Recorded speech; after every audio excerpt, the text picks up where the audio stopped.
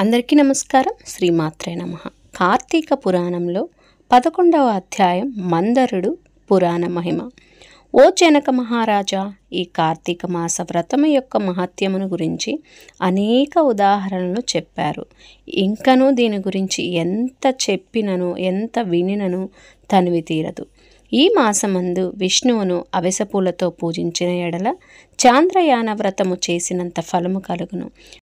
విష్ణార్చన అనంతరం పురాణ పఠనం చేసినను చేయించిన వినిన వినిపించిన అటువంటి వారు తప్పనిసరిగా వైకుంఠాన్నే పొందుతారు. దీనిని గురించి మరొక ఇతిహాసము చెప్పెదను, శ్రద్ధగా ఆలకింపుము అని వశిష్ఠుల వారు ఈ విధంగా చెప్పారు. పూర్వము కళింగ దేశమున మందరుడను విప్రుడు కలడు.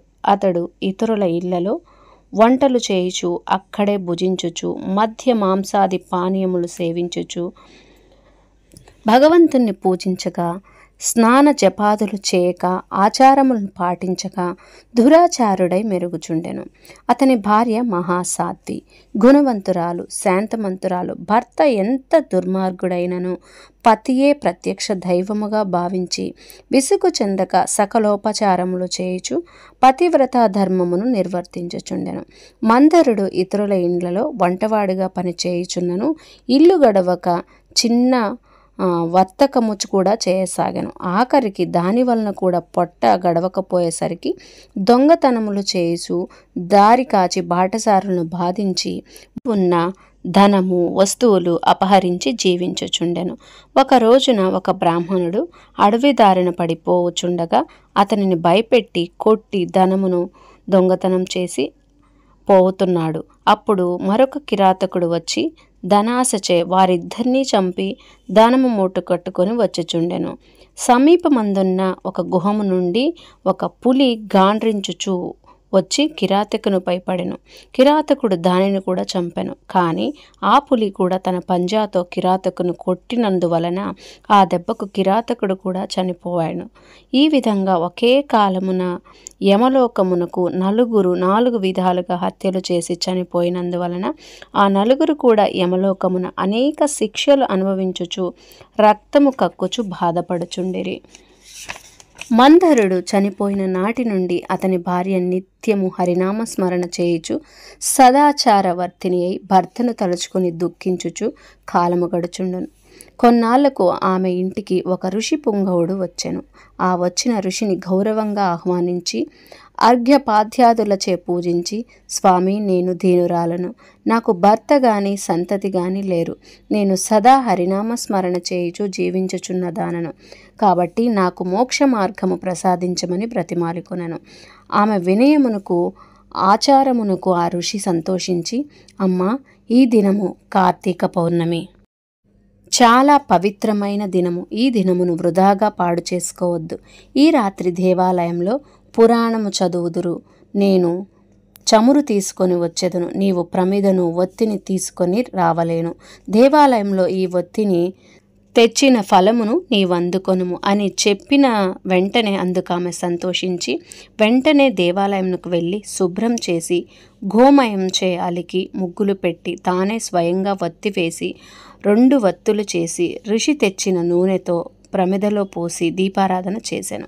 అటు తర్వాత ఇంటికి వెళ్ళి తనకు కనిపించిన వారికల్లా ఆ రోజు రాత్రి ఆలయమందు పురాణ కాలక్షేపమునకు రమ్మని అందరినీ పిలిచింది. ఆమె కూడా ఆ రాత్రి అంతయు పురాణమును వినెను. ఆనాటి నుండి ఆమె విష్ణు చింతనతో కాలము గడుపుతుండెను. కొంతకాలమునకు మరణించింది. ఆమె పుణ్యాత్మురాలగుట వల్ల విష్ణుదూతలు వచ్చి విమానం ఎక్కించి వైకుంఠమునకు తీసుకొని వెళ్ళారు. కానీ ఆమెకు పాపాత్ముడైన భర్తతో సహవాసము వలన కొంచెం దోషముండుట చేత మార్గమధ్యమున యమలోకమునకు తీసుకొని పోయేరి.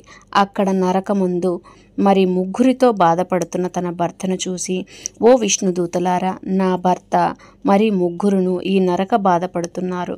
కాబట్టి నా యందు దయదలచి వానిని ఉద్ధరింపుడని ప్రాధేయపడెను.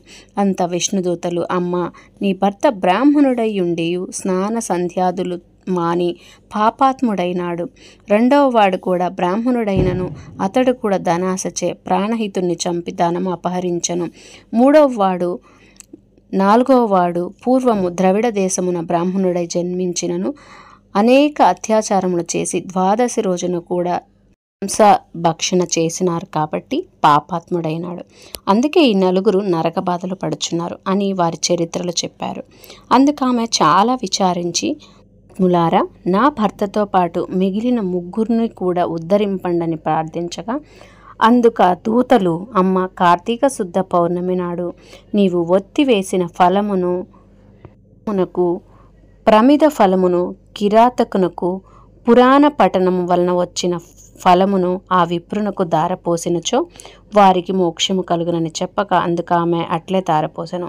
ఆ నలుగురును ఆమె కడకు వచ్చి విమానమెక్కి వైకుంఠమునకు వెళ్ళారు.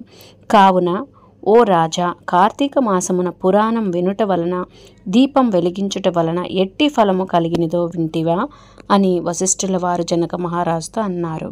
11వ రోజు కార్తీక పురాణం పారాయణం సమాప్తం.